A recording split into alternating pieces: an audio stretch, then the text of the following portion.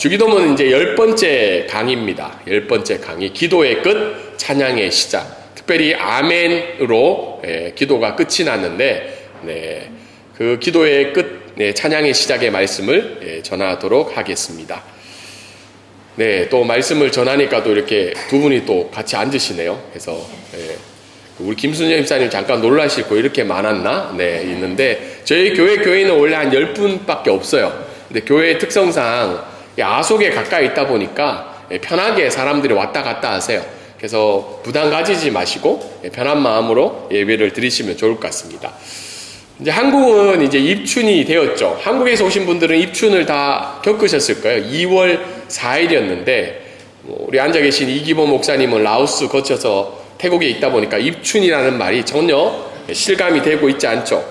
오늘 제가 페이스북을 봤는데 제 동기 목사님이 목포에서 담임 목회를 하고 계신데 눈이 너무 많이 가지고 아침에 지금 예배 때 눈이 쌓여가지고 눈을 치우고 있다. 그래서 너무 힘들다. 누가 눈 좀 치우러 같이 오면 좋겠다 하는데 태국에 사는 제 입장에서는 상상이 가지 않는 내용이죠. 제가 15년째 지금 태국 선교사로 살고 있는데 눈이 와서 치웠다는 내용이 굉장히 이제 어색하게 들리고 제가 글을 적었어요. 굉장히 부러운 어려움이다. 그래서 눈 기쁘게 좀 치워라. 그래서 그렇게 제가 답변했는데 그만큼 입춘이라는 말이 태국에 살고 있는 저희들에게는 다가오지 않는 단어죠. 근데 입춘이라는 말이 뭘까요? 겨울이 끝이 나고 봄이 시작된다는 거죠. 저는 한국에 살면서 좋았던 건 시간의 흐름을 알 수 있었던 거예요.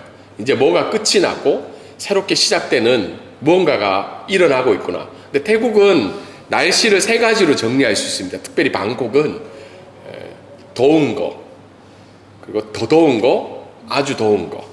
지금 이제 더운 게 끝이 나고 더 더운 게 이제 찾아오고 있어요. 2월 말쯤 되면 한 35도에서 40도 정도 올라가거든요.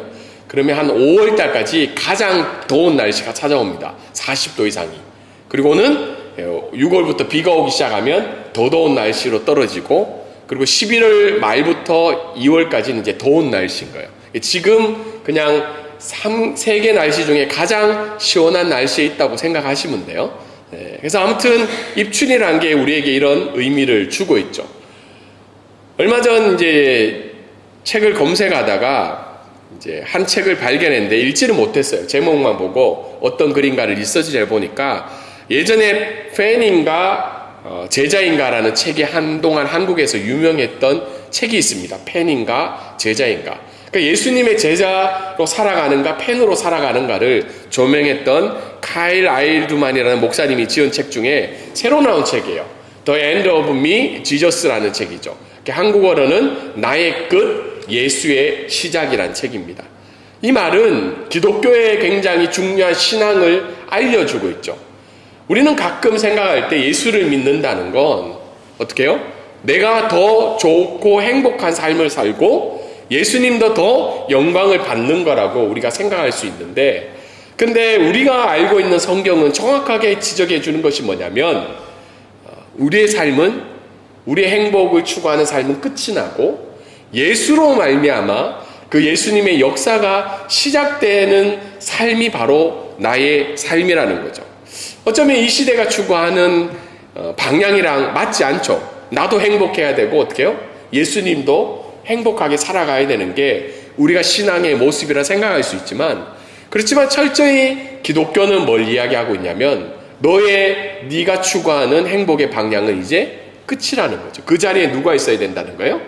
예수님이 있어야 된다는 거죠. 그걸 동의하는 사람은 이분이 이야기한 대로 예수님의 제자이고 그걸 동의하지 않고 나도 행복하고 예수님도 행복한 삶을 살아가는 건 누구라는 거예요? 팬이라는 거죠. 팬. 예수님을 따라가는 팬으로 생각하는 삶이라고 이야기를 하고 있습니다. 그래서 오늘 주기도문은 기도의 시선, 우리가 하나님 앞에 드려지는 그 기도의 시선을 나의 필요에서 하나님의 영광으로 돌리게끔 하는 기도의 마지막 내용이 있습니다. 다르게 얘기해서 나의 삶의 시선의 끝에서 이제는 하나님의 영광으로 우리의 시선을 돌려주는 내용이 오늘 읽었던 마태복음 6장 13절 주기도문의 마지막의 내용입니다. 오늘 본문을 통해서 우리가 알 수 있는 것은 우리 첫 번째 나 있는 내용 한번 같이 읽어볼까요? 자, 시작. 주기도문은 염려의 끝에서 아멘으로 화답하며 하나님의 일하심을 찬양하게 하는 기도입니다. 네, 그동안 10번의 주기도문 강해를 전했습니다. 혹시 궁금하신 분은 유튜브에 있어요. 저희 교회 방콕 브릿지교회 치면 유튜브 채널에 무려 몇 명이 구독한 줄 아십니까? 88명이나 구독을 해요. 엄청나죠? 저희 교회는 10명밖에 안 돼요. 근데 누가 그렇게 와서 듣는지 요즘은 조회수가 좀 떨어져요. 많을 때는 뭐 40회까지 조회가 가기도 했는데 이제 한 15명, 20명. 교인은 분명히 8명, 10명인데 그 중에 우리 교인 중에 다시 듣는 분 없으시죠? 네, 없어요.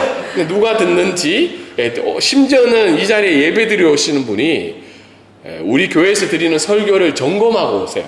이단인지 잘못된 가르침인지. 그래서 어떤 분은 목사님 설교 듣고 검증하고 예배 드리러 왔다는 거예요. 이 세상이 지금 쉬운 세상은 아닙니다.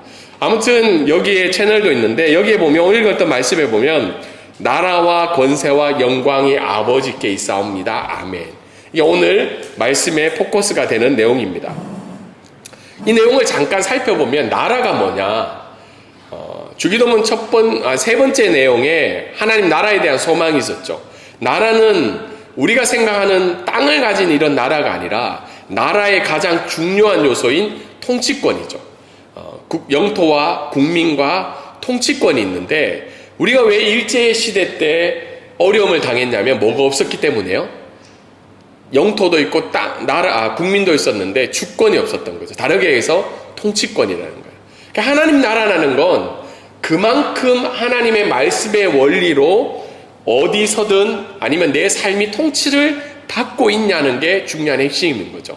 오늘도 여러분 주일날 예배를 드리러 왔습니다. 뭐 저희 교회 교인들은 당연히 오는 게 일상화가 되어 있지만 요 예배 관광이나 일을 하시러 온 분 네 분은 사실은 이게 아이러니한 거예요.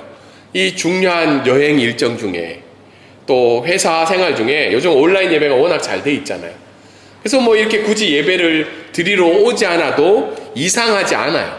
그리고 본국에 돌아가도 본국에 있는 교회 목사님이 거기 가서 주일 예배 드렸냐라고 이제는 묻지 않죠. 왜냐하면 그걸 묻는 건 이제 좀 부담스러운 시대가 되었기 때문이죠. 근데 예배를 드리러 온다는 건 뭐예요? 그만큼 이 시간 하나님의 통치 속에 거하고 싶다는 믿음의 고백이라는 거죠. 권세는 능력이라는 거죠. 사단이 아무리 강해 보이지만 압도적인 능력은 하나님께만 있다는 고백이죠. 12절과 13절에 보면 사단의 세력은 늘 우리를 향해서 어떻게 해요? 죄를 짓게 하고 시험에 들게 하고 악에 빠지게 하는 그런 사단의 인격적인 시험과 악과 그 다음에 테스트는 우리에게 늘 있다는 겁니다. 근데 하나님은 그걸 이길 권세가 하나님께 있다는 걸 고백하는 내용입니다. 마지막으로 영광은 뭐예요? 이 모든 기도의 영광은 누구의 영광을 위한가요? 하나님의 영광을 위한 겁니다. 기도의 응답은 나의 행복 지수가 높아지는 것이 아니라 하나님께 내 삶이 드려지는 게 기도의 응답이라고 마지막에 이야기를 하고 있습니다.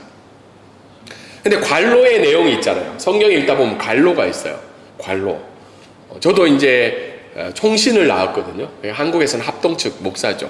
총신에서 신학을 공부했는데 가끔 이것을 합동측 목사님 너무 이렇게 가는 경향도 있고 아니면 좀 신학이 너무 자유로우신 분은 다르게 해석하는데 이 부분을 어떻게 해석하냐면 이 관로의 의미는요.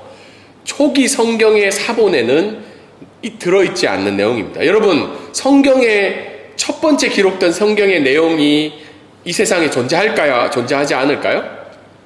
존재하지 않습니다.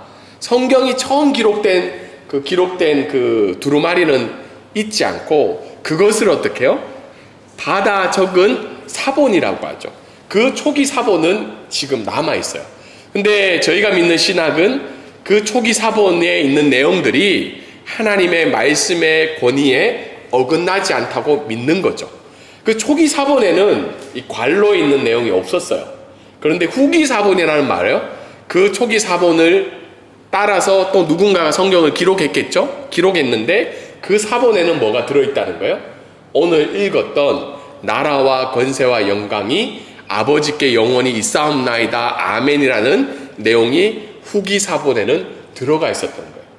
그래서 성경은 전체적으로 초기 사본에는 없었지만 뒤에 기록된 누군가가 적었던 내용들이 성경의 전체적인 내용과 이 내용은 사실은 역대상 29장 11절 다윗의 고백과 동일한 맥락이 있기 때문에 이 구절은 어떻게 해요? 우리 개신교 특별히 우리 교단이 받아들인다는 고백을 함으로 말미암아 이 성경을 동의를 하고 있습니다. 그래서 어떤 사람들은 이렇게 이야기를 해요. 여기 초기 사본에는 없으니까 후기에 집어넣어서 이거 빼야 되지 않냐. 근데 전체적인 신학자들의 의견과 초대교회의 결정은 이것을 그대로 믿음으로 받아들인다는 겁니다. 이 내용의 말씀을 가지고 한 5가지 정도를 우리 삶에 한번 적용해 보기를 원합니다.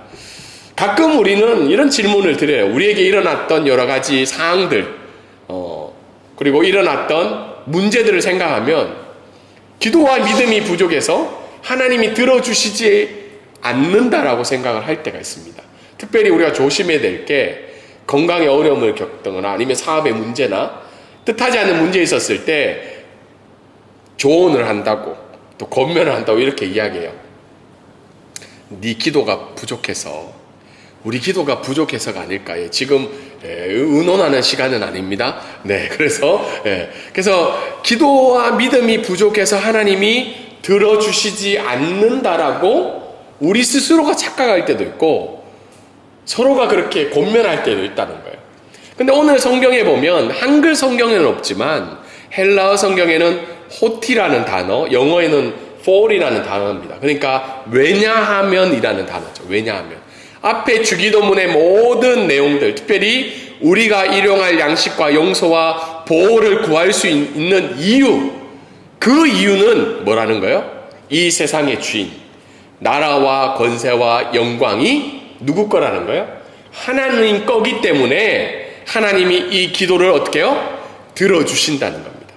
그러니까 기도의 응답은 내가 얼마나 간절히 구했고 내가 얼마나 노력을 했고 내가 얼마나 예배를 많이 드렸고 봉사를 많이 했기 때문에 하나님이 들어주시는 것이 아니라 그 기도의 응답은 누구께 있다는 거예요? 나라와 권세와 영광을 가지신 그 하나님께 있다는 겁니다. 이 말은 또 반대적으로 반율법주의로요. 율법주의는 피해야 돼요. 근데 반율법주의로 뭐예요? 내가 뭐 기도 안 해도 예배 안 드려도 뭐 내가 봉사 안 해도 하나님이 알아서 들어주실 거야. 그 말이 아니고 우리가 최선을 다해서 하나님을 믿는 백성으로 살아가지만 결국은 그 살아가는 모습의 결론과 응답과 반응은 누구에게 있다는 거예요? 전능하신 하나님께 있다는 고백이 나라와 권세와 영광이 영원히 아버지께 있습니다라는 고백입니다. 구해야 하지만 결정은 하나님께 있다는 겁니다. 두 번째 오늘 말씀을 통해서 알 수 있는 것은 나의 기도는 하나님께 맞춰져 있는가. 사실은 우리 기도 안 하시는 분은 계신가요? 기도 안 하는 분, 일주일 동안 나는 기도를 절대로 안 할 거야. 아무도 없어요. 저도 기도하고 오늘도 눈을 떴는데 사실은 기도를 하려고 한 게 아니라 오늘 주일 예배가 걱정이 되는 거예요. 제가 앞에 좀 걸려 넘어졌어요. 율법주의에.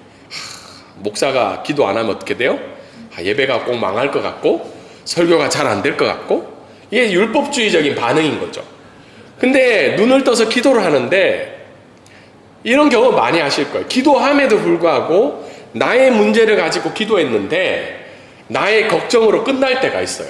기도했는데 계속 마음이 무거워요. 오늘 주기도문은 참된 기도는 어떻게 해요?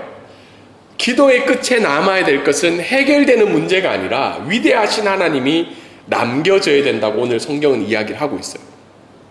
주기도문, 여러분 주기도문 제가 첫 번째 설명할 때 가장 핍박을 받고 박해를 받는 게 기도문 중에가 주기도문입니다. 왜냐하면 그만큼 주기도문을 우리가 많이 기도하잖아요. 근데 사실 주기도문의 내용을 믿고 기도하나요? 아니면 그냥 기도하나요? 뭐 이렇게 얘기하면 안 믿고 기도한다는 사람 없어요. 근데 실제적으로의 삶을 보면 그렇게 주기도문의 내용대로 믿음의 고백을 하지 않는다는 거죠. 왜 그러냐면 기도의 마지막 내용이 뭐예요? 대개 나라와 권세와 영광이 영원하신 아버지께 있습니다라는 말은 이 모든 문제의 답이 하나님께 있다는 그 믿음의 고백을 하는데, 이 고백을 함에도 불구하고 내 마음에 여전히 찝찝함이 남아있고 걱정과 염려와 무거움이 남아있다면 그 기도는 누구에게 맞춰져 있다는 겁니까? 나에게 맞춰져 있다는 거예요. 적어도 나라와 권세와 영광이 많으신 그 하나님이 내 삶을 인도해 준다는 믿음의 고백이 있다면 적어도 그 순간만큼은 우리의 마음이 자유해야 된다는 거죠.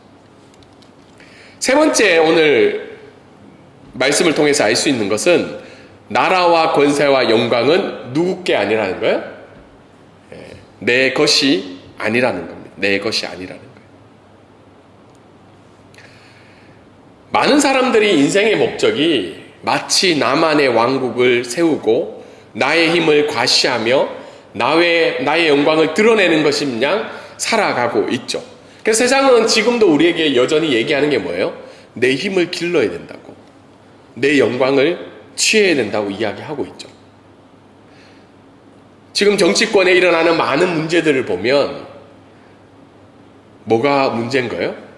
결국은 나를 통하지 않는다는 거죠. 나를 통하지 않고 나의 힘을 통하지 않았기 때문에 갈등의 문제가 일어나는 게 많이 일어나고 있습니다. 교회 안에는 문제는 어떨까요? 교회 안의 문제. 여러분, 저도 목사이고 저도 교회의 일원으로서 살아가고 있지만 뭐 저희 교회는 소유권 문제로 다툴 일이 없어요. 왜냐하면 다툴 뭐가 없어요? 소유가 없어. 저희는 태국교회 빌려서 예배도 드리고 있고 뭐 소유할 게 없죠. 근데 많은 교회들의 문제 중에 왜 일어나냐면 결국은 소유권의 문제거든요. 안타깝게도 한국의 유명한 그 목사님 일들이 계속 회자되고 있죠. 40억 이야기. 우리가 부정할 수 없죠. 근데 그분의 삶은, 저는 그분의 책을 읽고 많이 도전을 받았고 지금도 한편 마음에는 존경하는 부분이 많습니다. 왜냐하면 그분이 설교했던 내용은 하나님 앞에 고백했던 내용이니까. 근데 한편 마음에 있었던 건 왜 그분이 끝까지 그렇게 할까는 소유권의 문제라는 거예요. 소유권의 문제. 내가 가지고, 내가 누리고, 내가 요청할 수 있는 게 누구의 소유라는 거예요. 근데 주기도문은 우리에게 이야기하는 것은 무엇이냐면 나라와 권세와 영광은 다 누구 거라는 거예요? 아버지 거라는 거예요. 아버지 거. 그래서 나의 재정과 나의 학업과 나의 건강과 나의 신앙생활, 이 모든 것들이 하나님의 소유임을 날마다 고백하지 않으면 우리도 여전히 우리의 내면 가운데 내 소유를 위해서 살아가고 있다는 겁니다. 그래서 교회의 간증이 좀 조심해야 될 게 뭐냐면, 교회에 보통 간증하러 오신 분들은 성공하신 분들이 오세요? 아니면 평범한 분들이 오세요? 성공한 분들이 오이죠. 소위 세상에서 성공하신 분들. 근데 그분들의 간증을 듣다 보면 결국 그분이 누리고 있고 그분이 가지고 있고 그분이 얻게 된 거에 다 누구 거라는 거예요? 하나님 거로 이야기하나요? 결국은 그 간증을 듣는 분들의 연약한 부분은 그분이 가지고 있는 소유를 나도 가지고 싶은 거죠. 대학 입시가 끝나면 저도 지금 고3 아이가 있어서 입시를 막 준비를 하고 있어요. 제 마음 가운데 한편에는 아이가 좀 더 잘 됐으면 좋겠다는 마음이 있어요. 그러면 어때요? 끝나고 나면 우리 김순전 집사님도 여기 앉아 계시지만 끝나고 나면 어떻게 막 사람들이 막 찾아오잖아요. 맞죠? 이거 어떻게 됐어요? 우리 애 어떻게 학교. 제가 그거 보면서 저도 그렇게 갈 가능성이 있다라는 마음이 드는 거죠. 제 애가 잘 될수록, 잘 됐다기보다는 사람들이 희망하는 대학에 입학을 할수록 누구의 영광도 높아지나요? 부모의 영광도 높아져요. 제가 선교지에 있으면서 저도 지금 겪어보니까 저도 약간 거부하기 힘든 부분이 있어요. 선교지 옛날에 어떤 일이 있었냐면 어떤 선교사님이 계셨어요. 근데 저희가 볼 때는 선교 사역이 그렇게 막 화려해 보이지 않았어요. 뭘 하는지 잘 모르는 분이었는데 그분의 자녀가 이 전 세계에서 가장 유명한 대학 중에 한 곳을 들어갔어요. 그 어느 순간 그분이 강의를 강의가 아니라 다른 분들이 그분을 초청을 해요. 자녀 교육을 어떻게 하면 좋을까요? 신앙생활을 어떻게 하면 좋을까요? 그러니까 그전에는 어떻게 해요? 아무런 이슈가 되지 않는 삶이었는데 그 아이 한 명이 전 세계에서 유명한 대학에 장학금을 받고 갔습니다. 지금도 대학원 생활을 하고 있다고 그래요. 모든 포커스가 어디로 가요? 글로 가는 거죠. 그러면서 결국은 우리의 신앙생활도 나의 왕국을 세우고 내 힘을 세우고 내 영광을 세우기 위해서 오늘 이 자리에 저는 설교를 하고 여러분은 예배를 드릴 수도 있다는 겁니다. 근데 주기도문을 드리면 드릴수록 나라와 권세와 영광은 내게 아니라는 거예요. 여러분께 아니라는 겁니다. 그거는 하나님께 있어요. 그래서 우리가 기도할 때 일용할 양식을 위해서 기도하고 시험에 들지 않기 위해서 기도하고 악에서 구원해 달라고 하나님 앞에 간절히 구하는 기도의 목적은 왜냐하면 나라와 권세와 영광이 하나님 거기 때문에 그 이야기를 오늘 우리에게 알려주고 있습니다. 근데 우리가 고백했던 하나님 나라와 권세와 영광은 영원하라는 거죠. 여러분, 영원이라는 말은요, 이 성경 주석학자들이 이야기하는 것이 뭐냐면 그 세대들 안으로 쭉이라는 뜻이라는 거예요. 다르게 이야기해서 시작도 끝도 없는 영원한 상태를 이야기를 하고 있죠. 그래서 나의 것, 내가 추구하는 것들은 나의 직장, 나의 건강, 나의 성공은 늘 잠시 있다가 사라지는 것이라고 이야기를 하고 있습니다. 그래서 하나님 나라의 영원성은 우리 현대인들에게서 주는 최고의 위로라고 이야기할 수 있어요. 왜냐하면 이 현대는 늘 불안정한 사회를 살고 있기 때문이죠. 제가 5월 달에 이제 한국에 가야 될 일이 있어서 1월 달에 연락이 온 거예요. 비행기표를 좀 빨리 끊으시면 저희가 그 비행기표를 지불하겠다고 이제 초청한 사람들이 비행기표를 이제 제공을 해주니까요. 보통 이제 포럼이나 세미나에 제가 이제 발제를 하러 가면 이제 그런 일들이 종종 있는데, 그래서 1월 달에 5월 달 일을 위해서 미리 끊으면 어떻게 해요? 주최 측에서 미리 세이브를 할 수 있잖아요. 비행기표를 직전에 끊는 것보다. 혹시 여러분들은 태국에 오는 일정을 가지고 미리 끊으셨죠, 대부분. 왜냐하면 비행기표가 싸니까. 근데 2월 달에 무슨 일이 생겼냐면 유류 할증료가 대폭 하락이 되었습니다. 별로 관심이 없죠, 이미 끊었으니까. 근데 제가 1월 달에 끊었는 금액에 비해서 2월 달 금액이 무려 10만 원이나 차이가 나요. 60만 원이 50만 원이 된 거죠. 제가 그거 보면서 원래 비행기표는 미리 끊어야 되는 게 맞는데 유류 할증료라는 것 때문에 어떻게 해요? 비행기표가 세이브가 된 거죠. 그리고 한 주 동안 어떤 일이 있었나요? 비트코인 6만 불까지 떨어졌죠. 그래서 더 떨어진다. 그런데 하루 만에 어떻게 됐나요? 우리 비트코인 가지고 계신 분이 없는가 봐요? 하나라도 가지고 계신 분 있어요? 없죠. 근데 6만 불이 되었다가 하루 만에 7만 불이 되었어요. 많은 예측자들이 5만 불까지 떨어질 거다. 근데 그 예상을 뒤엎고 수많은 사람이 팔았겠죠. 더 떨어지면 안 되니까. 근데 하루 만에 얼마가 오른 거예요? 1,500만 원이 오른 거죠. 그게 우리가 살고 있는 시대를 살아가는 불확실성이다. 근데 오늘 성경은 하나님이 가지고 계신 나라와 권세와 영광은 영원하다는 거예요. 거기에 우리의 마음과 우리의 삶을 집중하고 의지하라고 이야기를 하고 있습니다. 그래서 주기도문은 우리의 염려에서, 다르게 해서 우리의 염려는 계속해서 하강하게 하는 힘이죠. 염려가 생기면 뭐가 생겨요? 불안이 생기고, 불안이 생기면 우리의 기도와 우리의 신앙생활의 모든 것들이 어떻게 해요? 이 땅을 향하는 하강하게 하는 힘을 준다는 겁니다. 그런데 그 하강하게 힘을 어떻게 해요? 하나님께 이끄는, 상승하게 하는, 영원하신 하나님께로 향하게 하는 기도의 내용이라는 거예요. 그래서 힘듦이 찾아올 때마다, 불안과 염려가 찾아올 때마다 주기도문의 마지막 부분 뭐예요? 대개 나라와 권세와 영광이 하나님께 있습니다라는 기도를 하라고 오늘 성경은 이야기를 하고 있습니다. 그리고 마지막 이 기도문의 내용은 뭐죠? 아멘이죠. 아멘. 아멘. 아멘은 기도의 끝이 아니라 시작점이라고 이야기하는데, 아멘은 뭐예요? 내가 소원하는 것보다 하나님이 내 기도를 들으셨다는 사실이 더 확실하다라고 하이델베르크 요리문담은 이야기를 하고 있죠. 아멘이라는 말은 내가 하나님께 동의합니다라는 말도 있지만, 아멘으로 기도한다는 말은 뭐예요? 내 기도를 누가 들으셨다는 거예요? 하나님이 들으셨다는 것을 이야기해주는 뜻이라는 거죠. 그래서 하나님이 아멘이라고 기도하는 것은 이제 기도가 마쳤다는 게 아니라, 6가지의 강구의 주기도문의 내용이 마쳤다는 것이 아니라 그 아멘으로 말미암아 누가 일하신다는 거예요? 하나님이 일하신다는 선포의 내용이고, 그 하나님이 일하신다는 걸로 말미암아 우리가 뭘 할 수 있다는 거예요? 찬양할 수 있다는 거예요.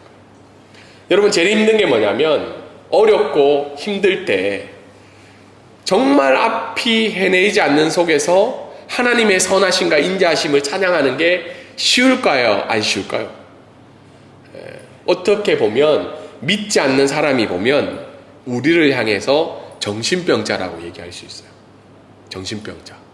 네 상한 꼬라지를 보면, 경상도 말로 꼬라지거든요.